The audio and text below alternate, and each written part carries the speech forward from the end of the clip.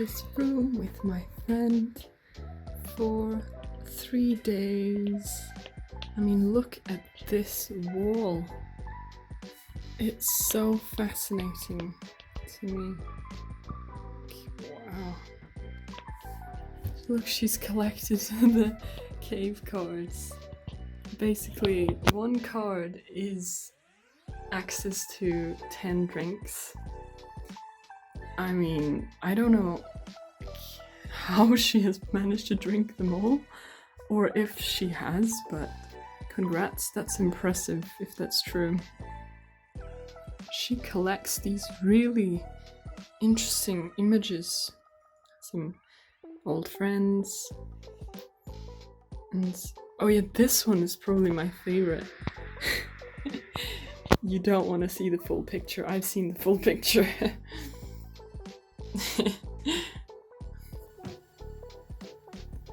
Look at this.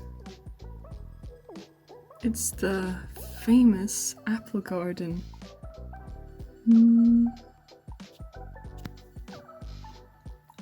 I have missed these apples so much. It's so red and almost ready. Look at all these flowers too.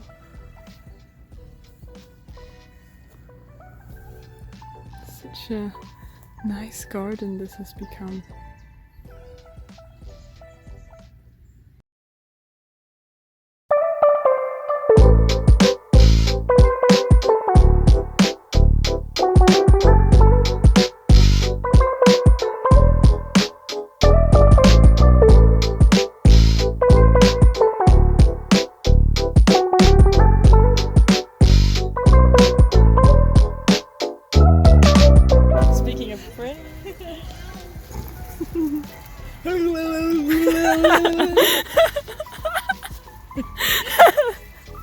Good explanation. Just trying to ruin the video.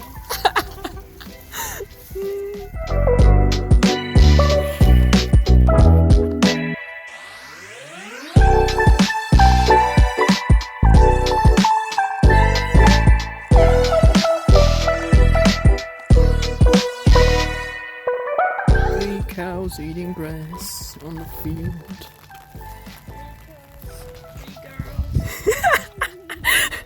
Which cow are you? I'm the red one. Oh yeah. And brown? I guess. You didn't know what the square. And Charlotte is the edgy black one. Yeah. Black spots. Yeah, because I colored my hair. Oh, yeah.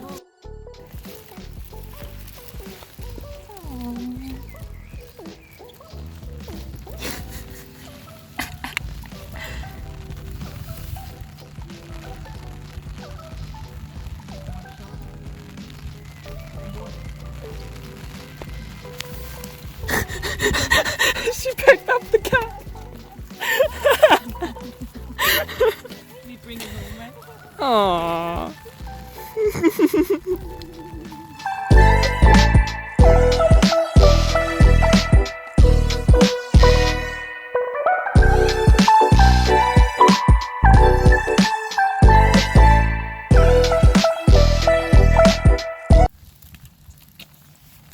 3 girls and a cat.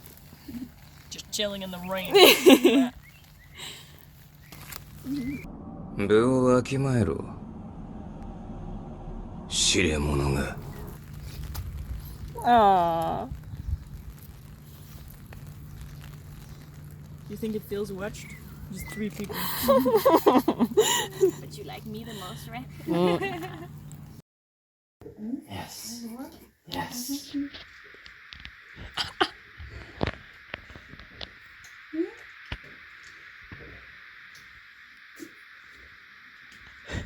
Her kom i verdens største vakuum i den kasse. Oh. You did it! Humanity has reached a new level. Oh my god.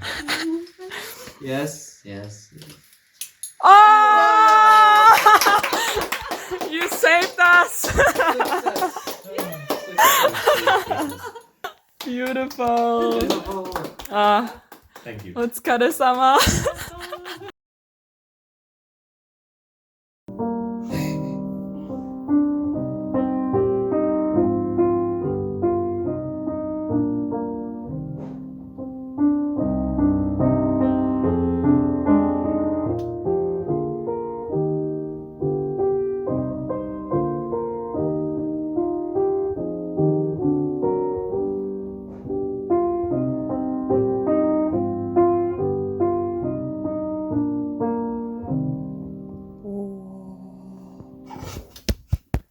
Thank you.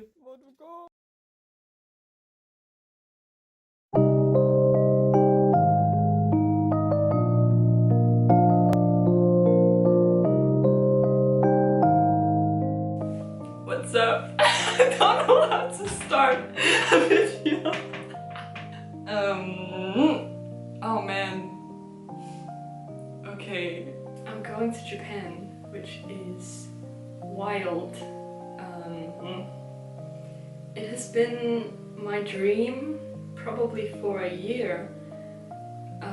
Last summer I visited Southeast Asia. I went to Vietnam.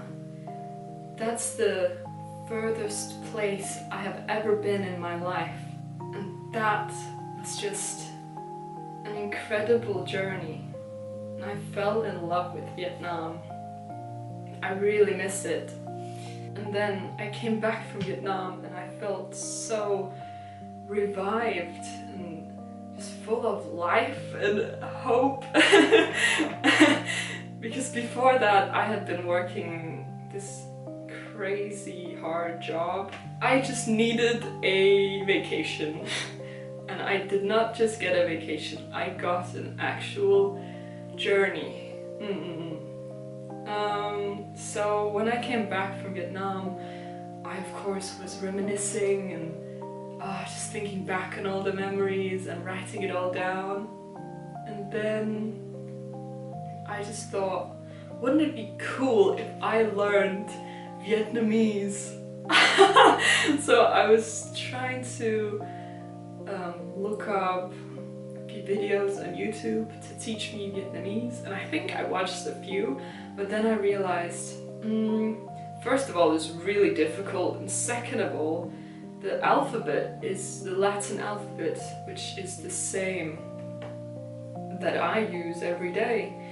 And then I thought, I wish I could learn a more difficult alphabet, a whole different alphabet.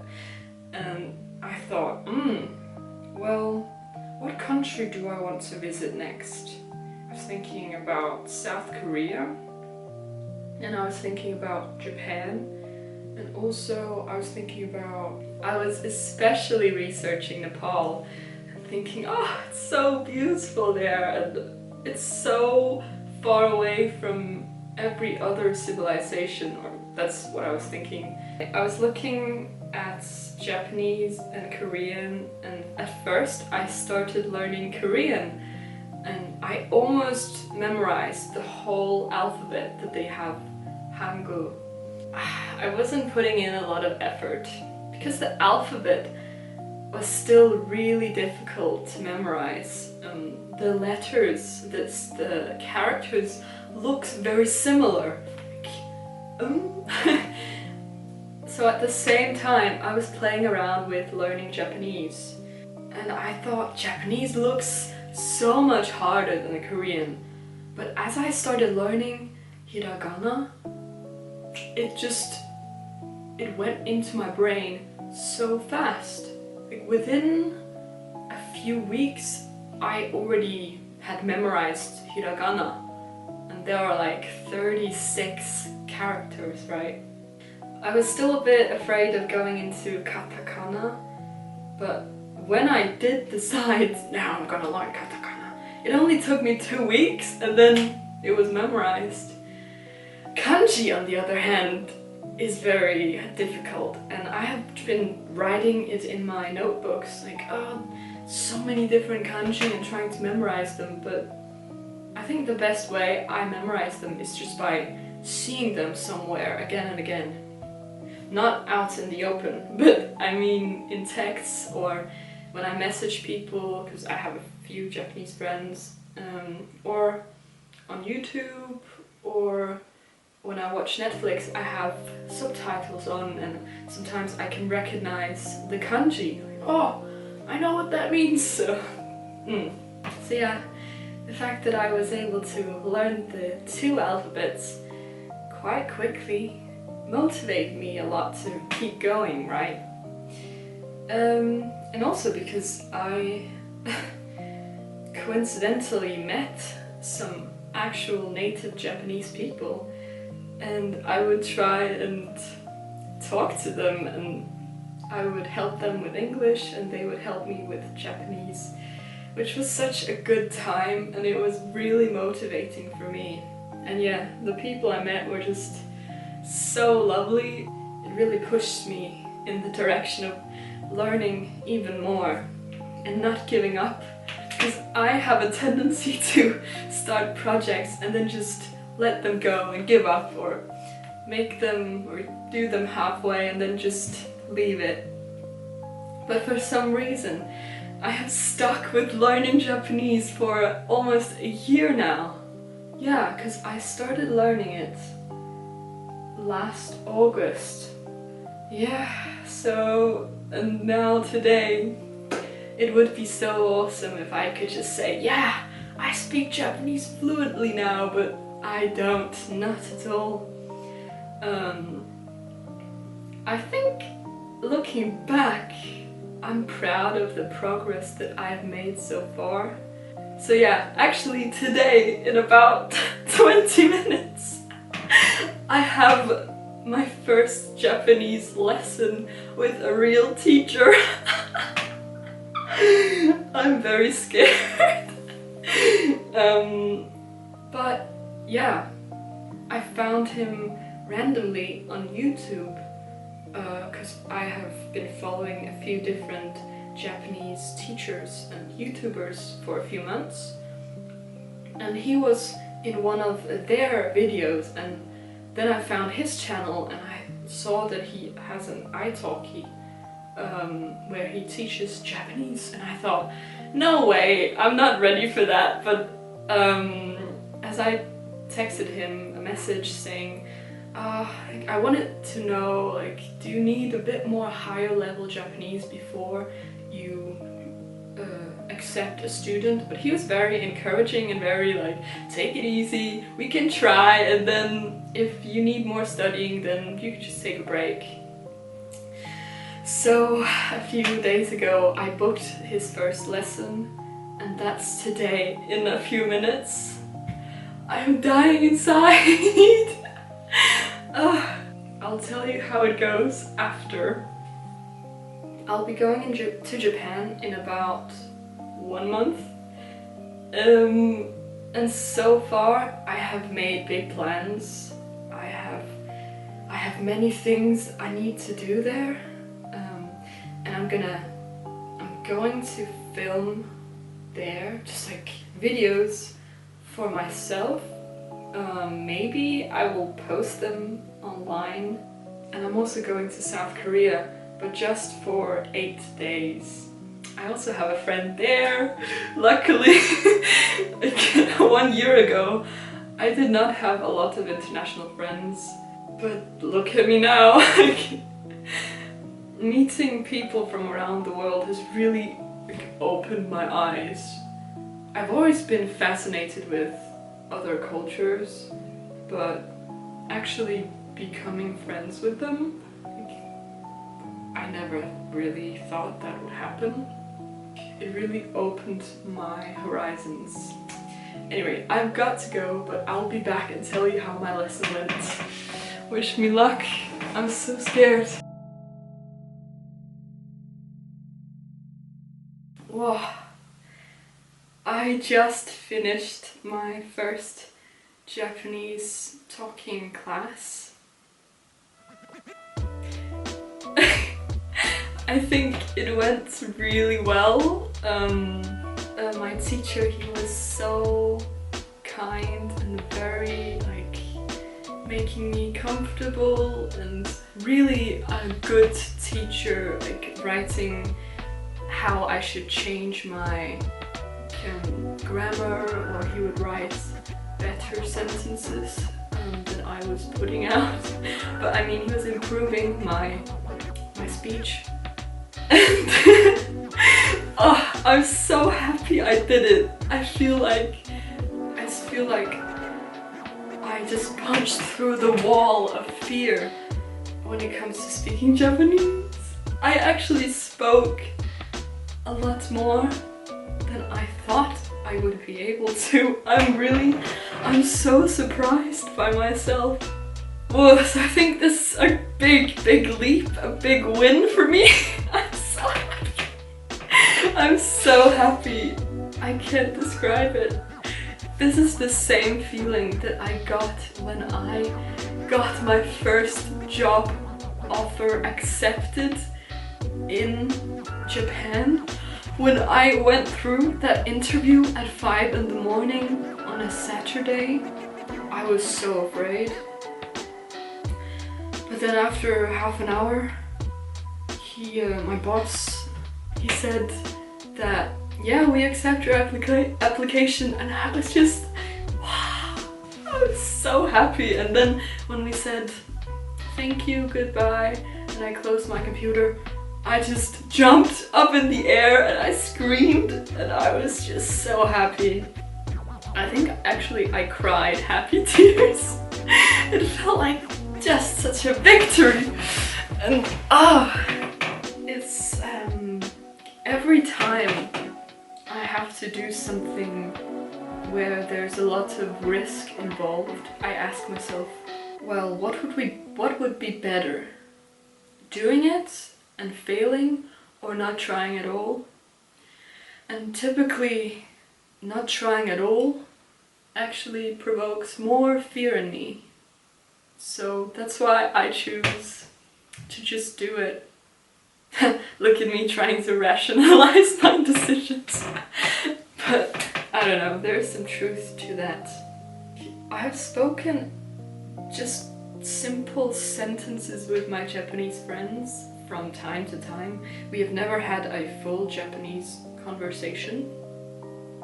So this was the first time I spoke with a native Japanese person in pretty much only Japanese. Like, there was some times where I said an English word, but that was only maybe three times. Yeah, my brain is still like half thinking in Japanese because it was so stressed out, like, oh, I have to only use Japanese. So it was like all my brain power went into speaking Japanese. So now I'm just like, how to speak English?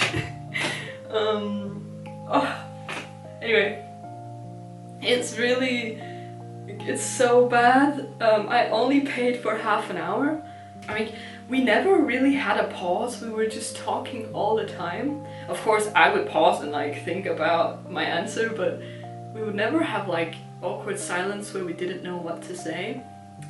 Because I had also prepared some questions for him because I'm a curious person. Yeah, I looked at the clock just one time, and it was 20 minutes past 4, so there was 10 minutes until we ended, and I was like, okay, that's fine. And the 20 minutes went by really fast. After looking at the clock that one time, I didn't look again, and then when we looked, or I think he looked first, and he was like, whoa, sorry, the class is ending, and he's saying it went really well. He was like, this is my suggestion. So I was like, oh, yokatta desu, arigatou gozaimashita. We said, of course I said, gomenasai. I genuinely didn't think time would pass this fast. That's a good teacher, but like, I have to somehow pay him more, and I'm sure he's gonna be like, no, it's my fault, no, don't worry about it.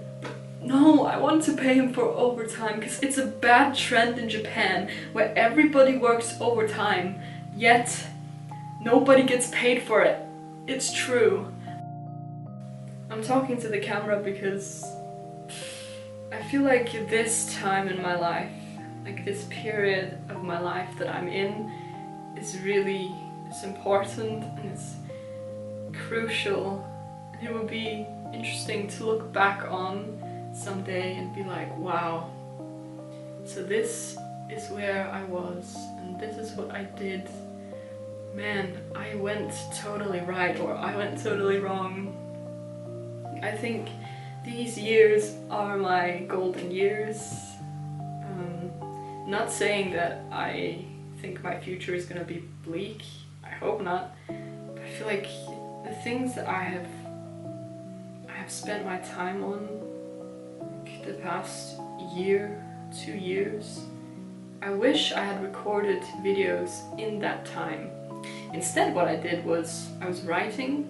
I really enjoy writing. I also hate it, it's a love-hate relationship, but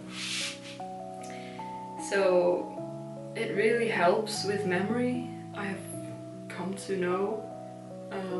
I did it mostly because I don't like sharing the most personal, weird thoughts with other people, so I would just write them down.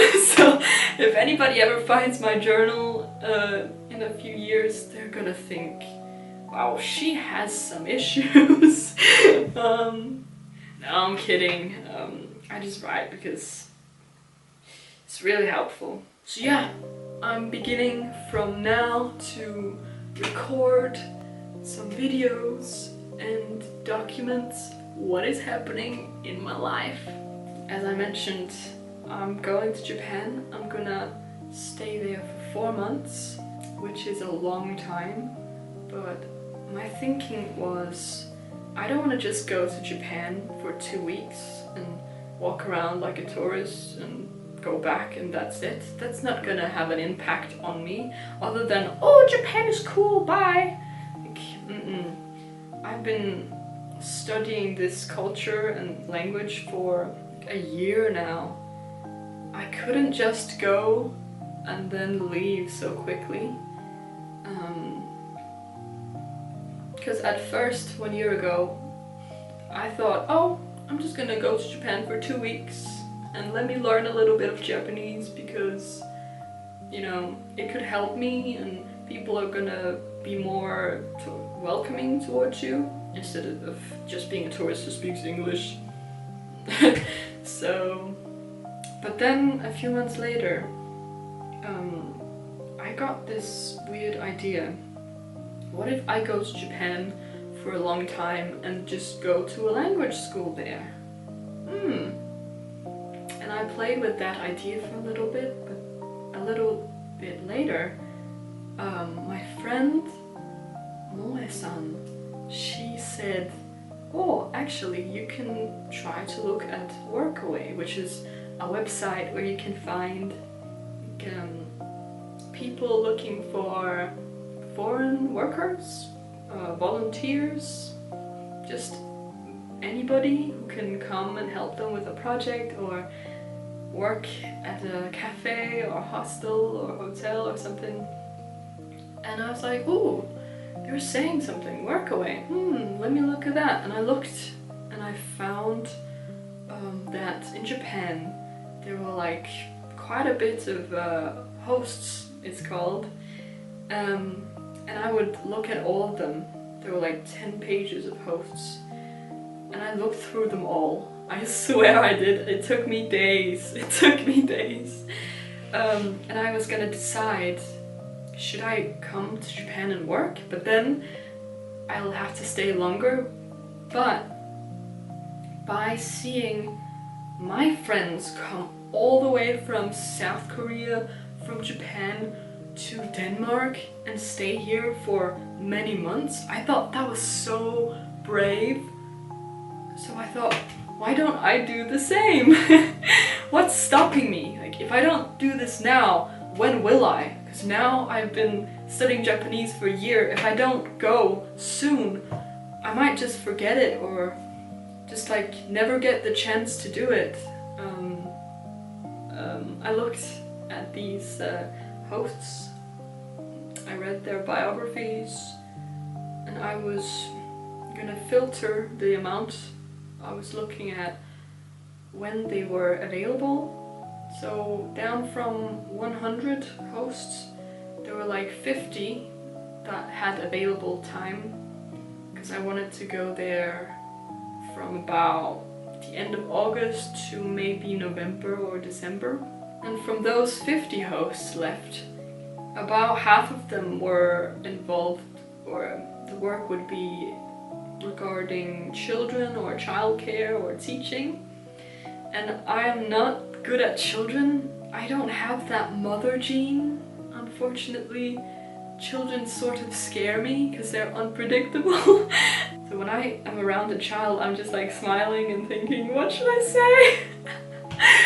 I was a weird child too, so now it went from being 50 hosts to now being 25 hosts without having childcare involved. And then I was looking at where they were, because I wanted to be certain places. I didn't want to go on a farm. There were about 10 that were like, come help on the farm. So now there are 15 left. From those 15, like another 10 required that I stayed for like at least 2 months, or they required that I speak conversational Japanese, which I don't. Like, I speak maybe elementary Japanese, although now I feel like I speak a little bit better than elementary Japanese. However, I still am too much of a newbie to be employed in a place where they expect me to speak good Japanese. So now there were about like 10 options that I could choose from. And some of them like didn't have very good descriptions or had few pictures and no reviews, and they were in locations that didn't really seem interesting to me. So I found my favorite 5 and I sent 5 applications. I think, yeah, only 2 answered me. Maybe 1 more answered later, I forget, but 2 of those 5 answered me. One of them was in Yamanashi.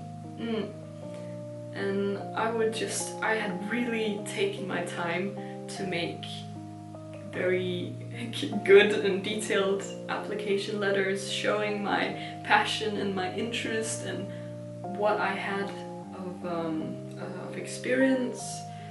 And I was so surprised when the place accepted me. The first place that accepted me is a temple guest house in Yamanashi.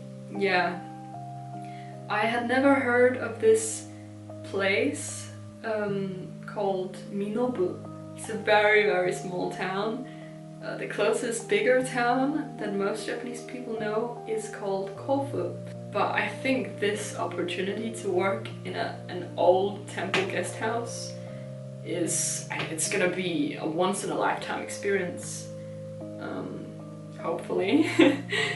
It's really old, this place. It's like 500 years old, and very, very few buildings in Japan are this old because of natural disasters, and often they break or renovate buildings quite often.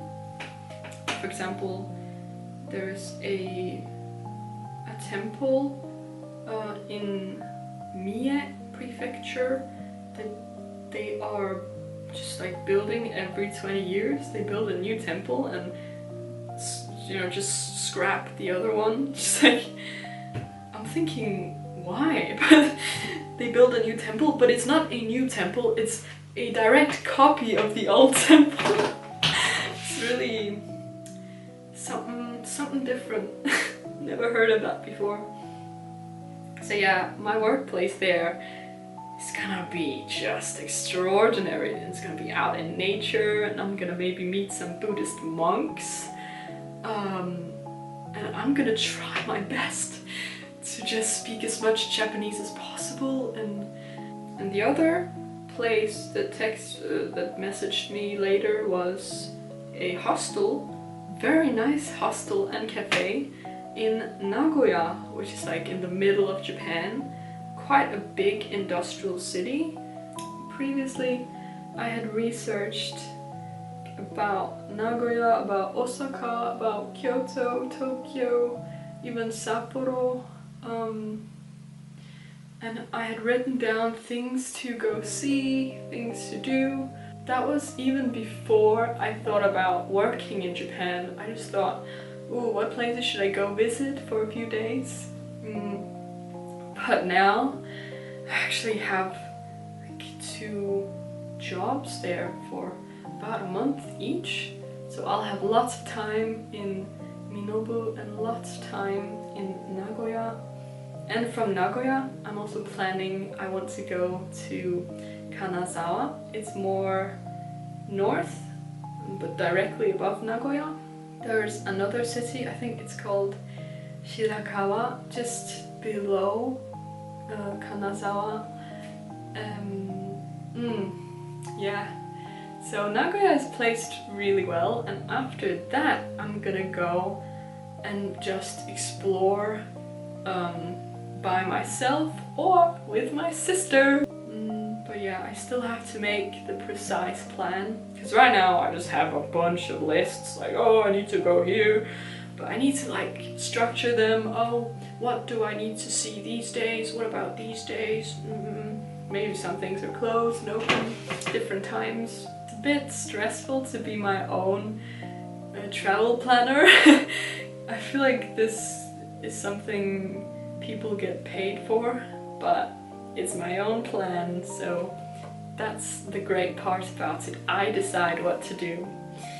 Yeah, after that my sister is gonna go home, and then I'm gonna spend some downtime enjoying nature, enjoying old architecture in Nikko, which is a bit north of Tokyo, 2 hours by train. So these past few months I've been doing some reading. I bought some books from a former university student, so technically I'm taking a bachelor's in Japan studies, but without going to an exam. Although technically me going to Japan is kind of a big exam, like, because I'll be examined every day. Like, am I able to communicate? Am I able to get around? It's one long examination. Oh man, I hope I pass. But at the same time, I'm afraid. Like, I don't want to go just yet. I mean, I really want to, but I just want to enjoy being excited, because I just know that it's gonna be over so quickly. Like, all good things just go by so fast. It's just the human condition. So yeah, that's why I'm documenting it on camera now. Anyway, I will see you sometime soon.